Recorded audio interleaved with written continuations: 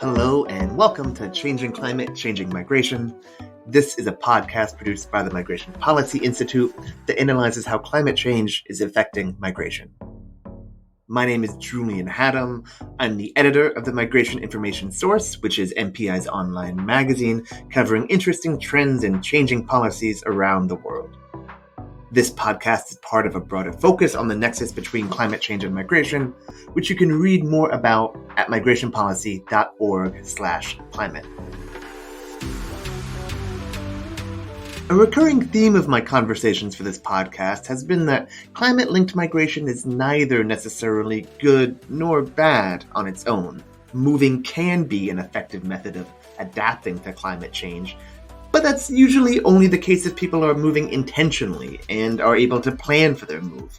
On the other hand, forced and unplanned displacement in response to climate disasters can have a profoundly negative impact on people's lives. Displacement can make bad situations worse and can make it harder for individuals and communities to rebuild after a disaster hits. So, what if aid groups step in before the disaster strikes? That's the subject of today's episode. My guests today are Gana Gantulga and Zeke Simperingham. Gana is the Anticipatory Action Coordinator at the International Federation of Red Cross and Red Crescent Societies, and Zeke is the Global Lead for Migration and Displacement. They've done some work on an innovative but maybe shockingly simple way to prevent people from being displaced. Provide support before the disaster strikes. Gana, Zeke, thanks so much for coming on the podcast. Thank you. Thanks, Julian. Pleasure to be here. So you've done some research on this strategy called forecast-based financing.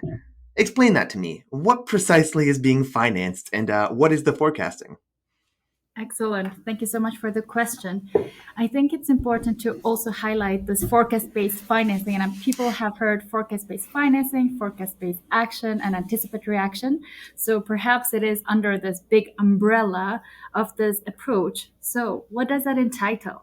I think it's important to highlight that forecast-based financing includes pre-agreed plans. So what is this action is going to be about, right? So what is the certain threshold? What is the trigger to act before the certain event? This pre-agreed plan also contains roles and responsibilities of actors, in our case, national societies, of who really gets the information, how do they act upon it, and who and how do they coordinate with other stakeholders, such as National Hydromet Service. And essentially, this plan is submitted to the IFRC, and you can get this pre-arranged financing or reliable financing to get this plan funded.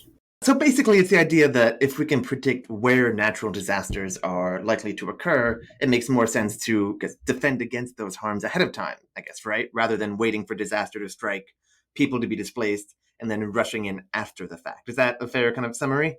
Exactly. So traditionally, especially humanitarians have been responding after the impact of the hazard, right? So you see floods occurring, hundreds of households affected, and then you do your emergency needs assessment, and then look into different sectors. How has it impacted education, food security, wash, and other areas? But now what does this forecast-based financing or anticipatory action brings is that if there are forecasts already telling you that there will be in 3 days, heavy rainfall that will cause floods, we should be able to do something in those 3 days, right?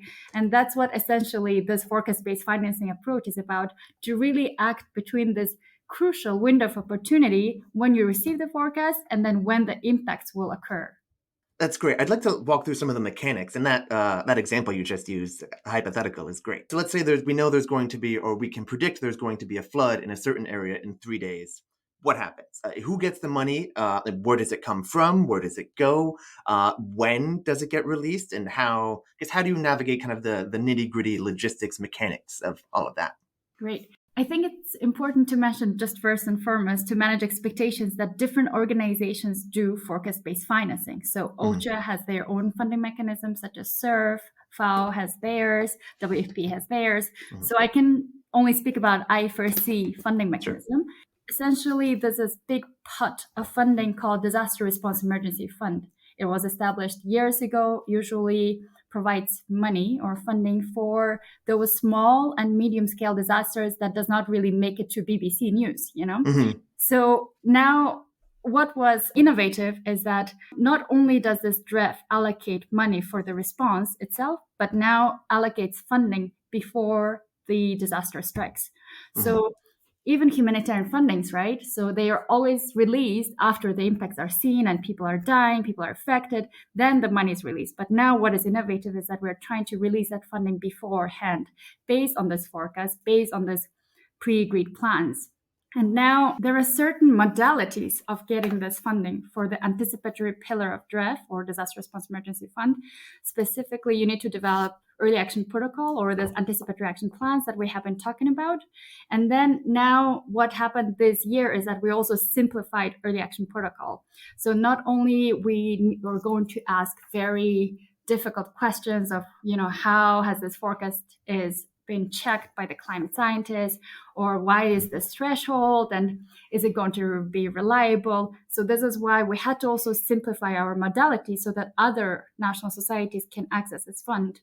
And then also there is, if you do not have also pre-agreed plans and the event is in the horizon, for example, there's going to be, based on the expert judgment, there's going to be election violence, you can still act ahead through this imminent disaster response emergency fund. So now each of these modalities have very different connotation, I guess. So for the full-fledged EAPs or the early action plans, we need to make sure that there is already the triggers already established, everybody's involved, the climate scientists and hydromet service, and the threshold is very specific, and it's usually tackling more extreme events. So what we call in 5-year return period. So the magnitude should be higher. So it's not just seasonal events, but very high, that it will cause big humanitarian impact. So that's what we're talking about. And then for the simplified EAPs, we're talking about lesser, maybe above average hazard, that impacts could be a bit lower. And both of these mechanisms can tackle, the full-fledged EAPs can target around 5,000 people, minimum 5,000 people. And then the other one is 2,000 people. And also the threshold, the funding is also different. For the EAPs, you can request 500,000 CHF or the Swiss francs. And then for the simplified ones is 250,000 CHF or Swiss francs. And these are national Federation, exactly. Red Cross, Red Crescent societies that are... Entities, 192 national Red Cross and Red Crescent societies. Now, you asked who would get this funding, right? So the funding will be released to the national society. And it's important to, I think, mention that the early action protocols have first the readiness activities and also pre-positioning. And these are crucial, and it's done upon when the funding is released and upon the EAP is approved. So what does that mean? What pre-positioning means that, the national society, based on their plans, let's say they, pre-position the shelter kits or the toolkits that they are going to use for the shelter strengthening, for the cyclones, let's put it that way. And then the readiness activities, such as training the volunteers on how to use the shelter kits. And then the remaining funding will be released when the threshold is reached. So you get an information that there is going to be 120 kilometer of cyclone happening. Then based on all the things that you have already done, pre-positioning and the readiness of training activities, you take the action of going in the at-risk area and to strengthening those shelters, right? And hopefully, or not, in 3 days, the cyclone will hit and the houses are very strong. And so it happens in stages, I guess, right? Yeah, exactly. Yeah. So we're talking about a timeline of very different timelines, right? So early action protocols, this planning process takes a year or more, and sometimes even more than that. But then now also with simplifying the tools and simplifying our planning phases, I hope it will reach more and more national societies to really act upon the forecast and information. So it sounds like there's a lot of variation, though, in flexibility, right? These early EAPs, early action plans, seem to vary a lot, presumably from place to place. I assume the triggering event when the money gets released varies depending on the type of hazard. I guess what the money is used for varies a lot. I mean, how do you reckon with that? If there is so much variance here, how do you kind of make a framework for something that is inherently so changeable? I think that's an interesting question. And climate scientists would tell you probably there are certain things that we just cannot predict well that will give the humanitarians enough lead time to take action. So for instance, geophysical hazards such as earthquakes, volcanoes, tsunamis, that does not give us any time to take action ahead. Perhaps, we can develop certain contingency plans, response plans after the impact, but it's very difficult to act within a few minutes, for instance, Mm-hmm. So I think there are definitely limitations when it comes to certain hazards. And beyond that, I think what is underpinning this whole work is really around forecast, right? So if the country has a reliable forecast, then we should be able to better use it. And I think this is where our work is concentrated, together working with others and collaborating with the WMO and making sure at the national level we're working with the hydromet offices. So that's the critical part, that we do not do it alone and we work with others. And this is why also different reports will tell you where different agencies are collaborating. And it's not just one agency to set the standard. And you mentioned the WMO, which is the World Meteorological Organization, right? So it seems like there's a bunch of collaboration involved in this forecasting.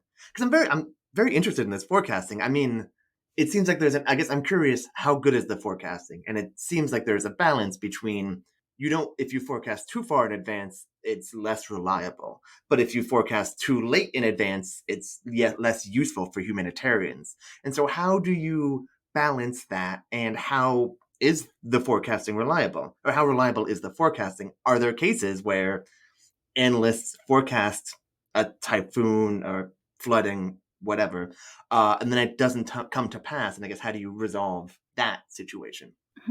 I could probably give you an example. So I think we're talking here both slow onset, so more like droughts and those hazards that give us enough time to take action. And then there are sudden onsets, right? Like cyclones and floods, even flash floods that you have maybe aware of. So there are different types of hazards that give us enough lead time, and then there are hazards that give us less lead time. And you accurately mentioned it. It is essentially about forecast, and how closer to the impact it gets, then the more reliable it is. I can give you maybe a personal example, and then I'll give you more of a case study. Yes, please. If you check your Apple weather forecast, it now gives you amount of precipitation per hour, right? Mm-hmm. So I was about to hike over the weekend, and then I was desperately checking this weather forecast.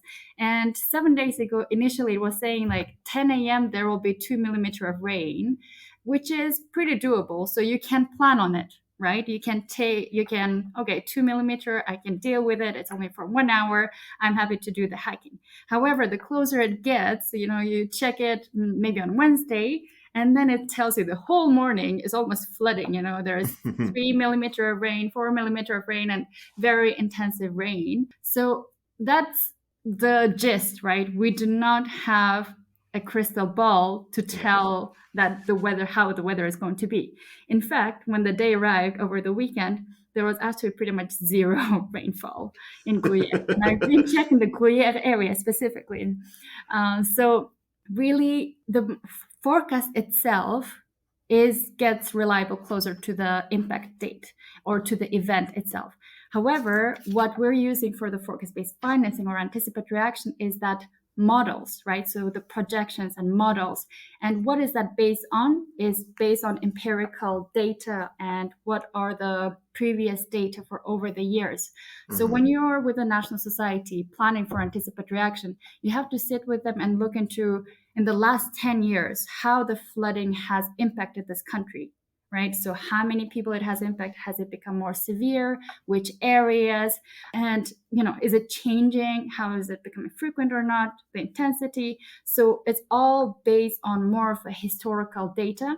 And then now we're also looking into more climate projections, but that's more of a new territory, again, based on the forecast conversation that we've been talking about, right?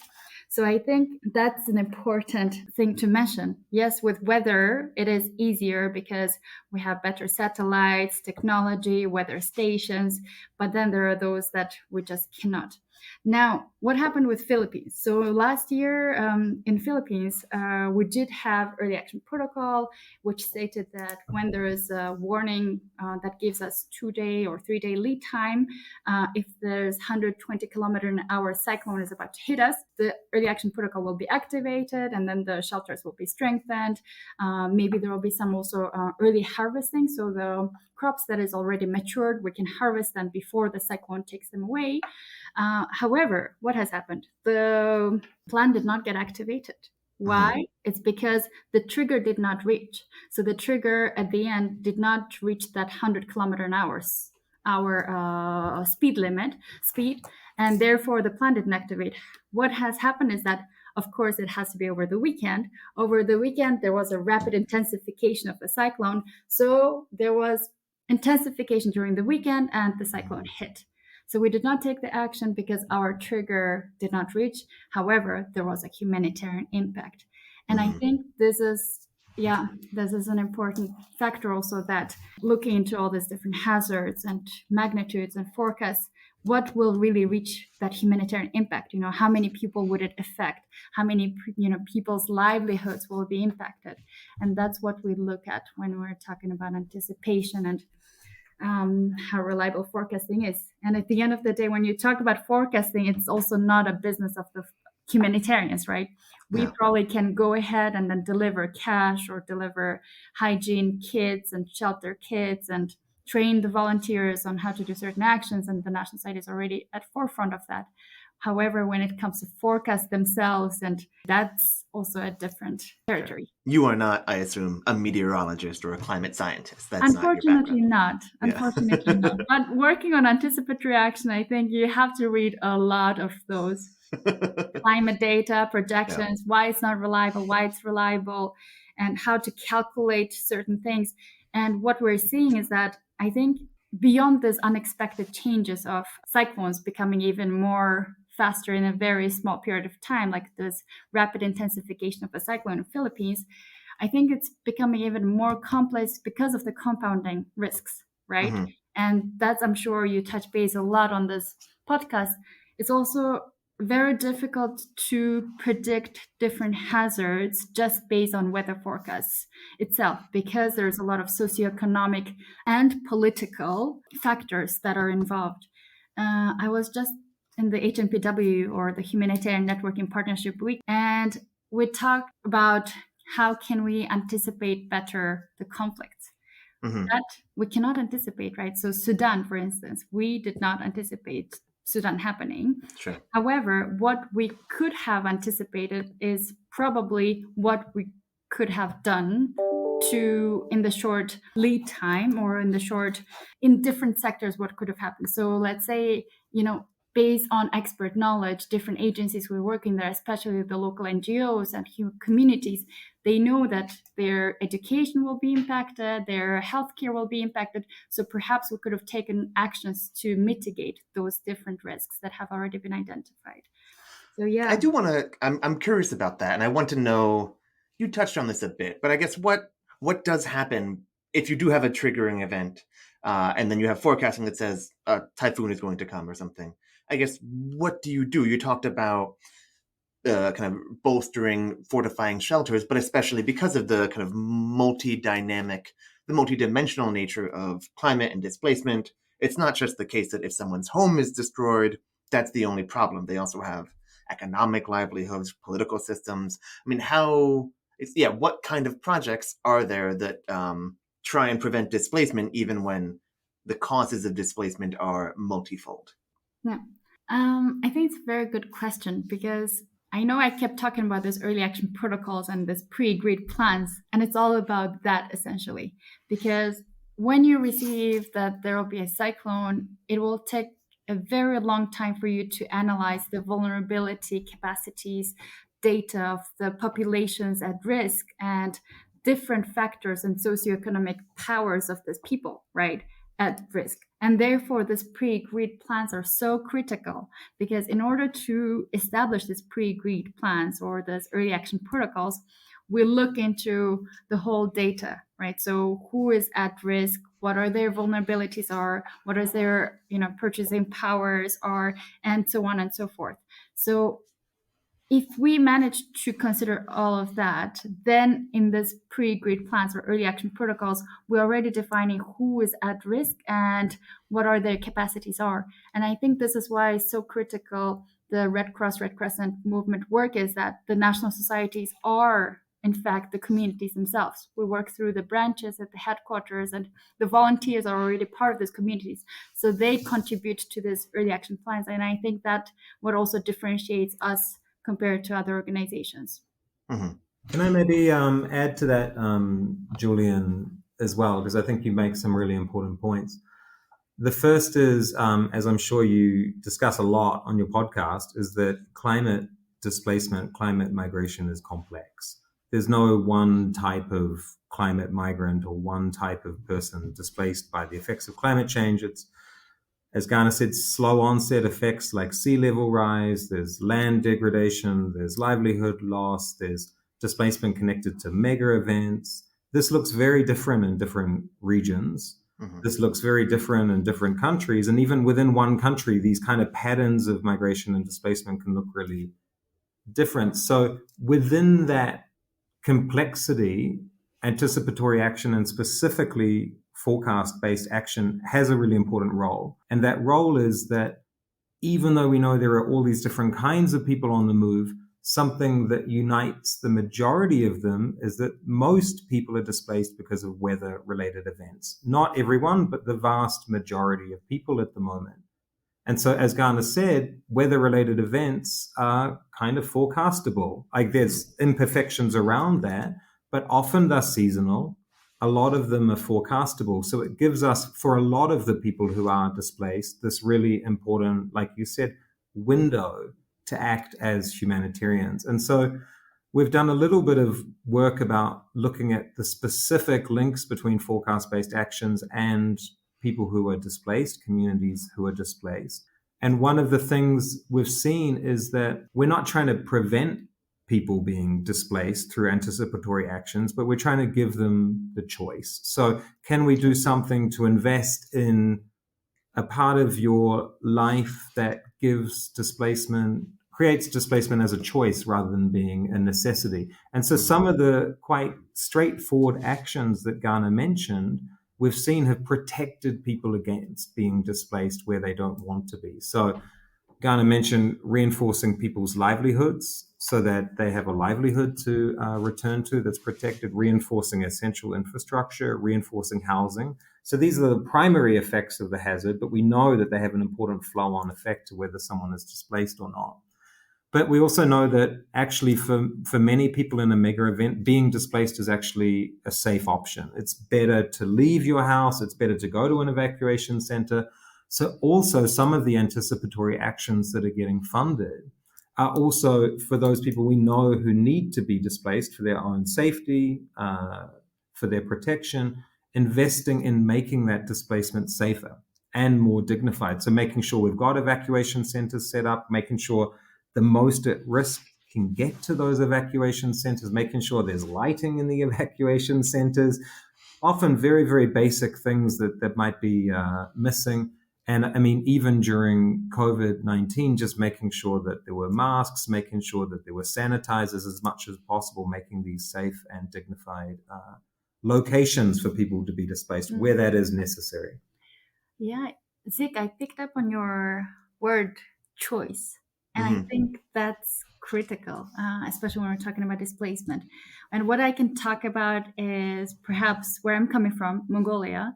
And Mongolian Red Cross has been working on anticipatory action for quite some time now, since 2019, when their first early action protocol was developed. So what does that entitle?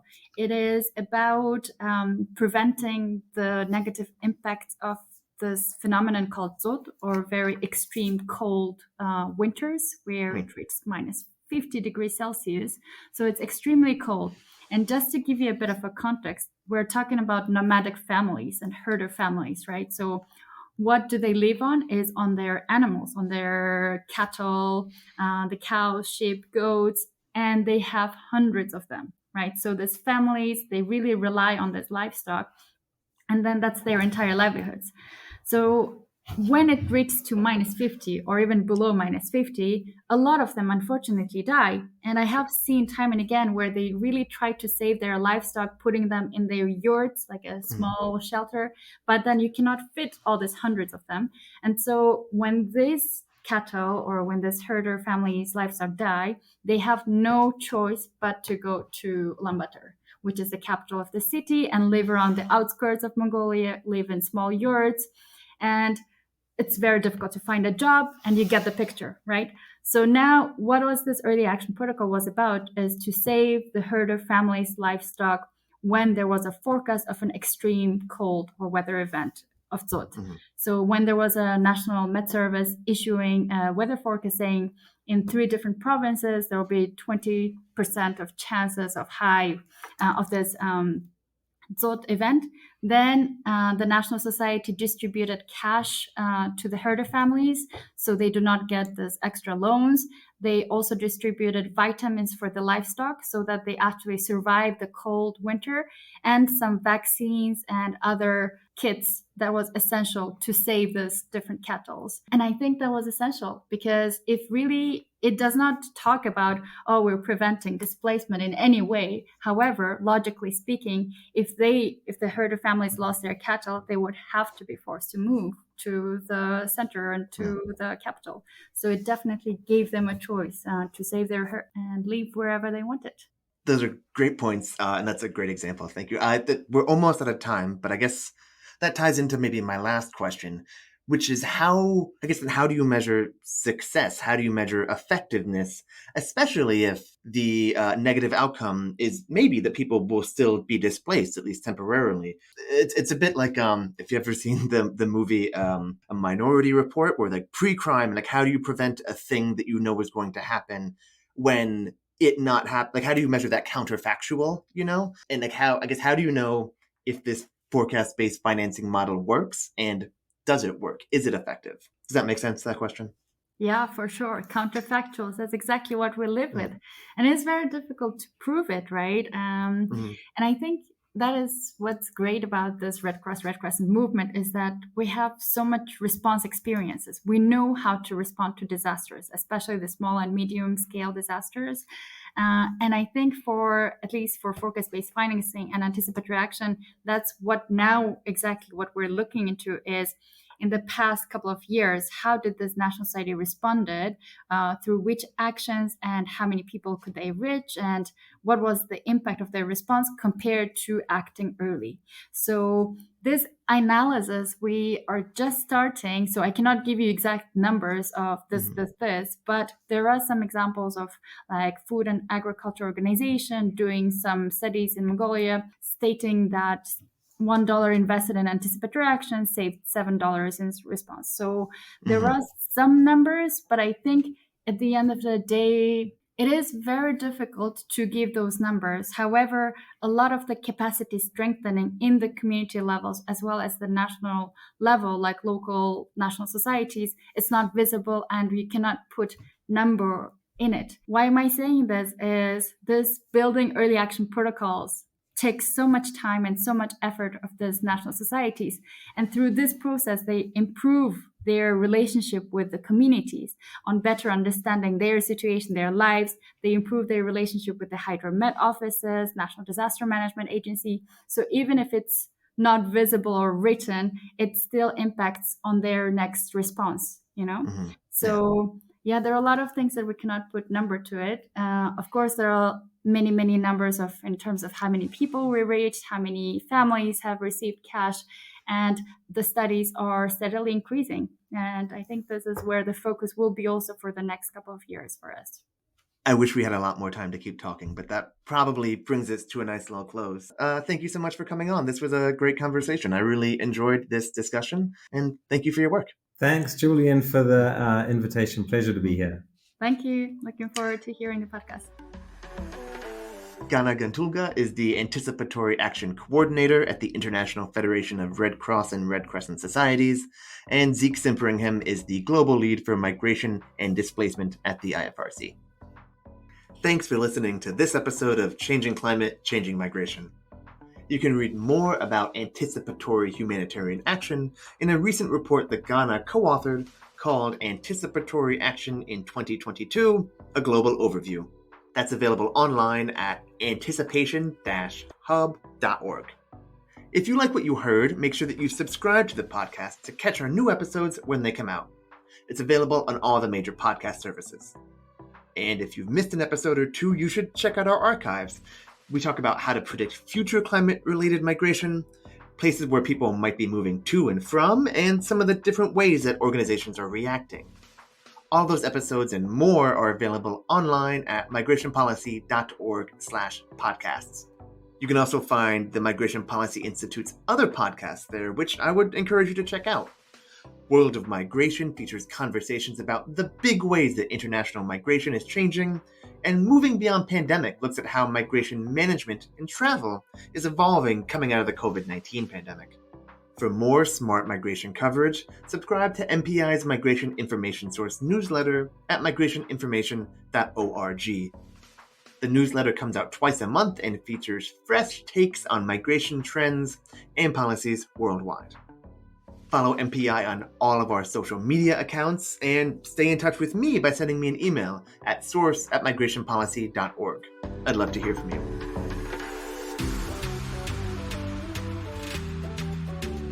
This episode was produced by Yusuf Hamid with assistance from Lisa Dixon and oversight by Michelle Middlestadt. Our theme music is Touch by Patrick Patricios. My name is Julian Haddam. Thanks again for tuning in.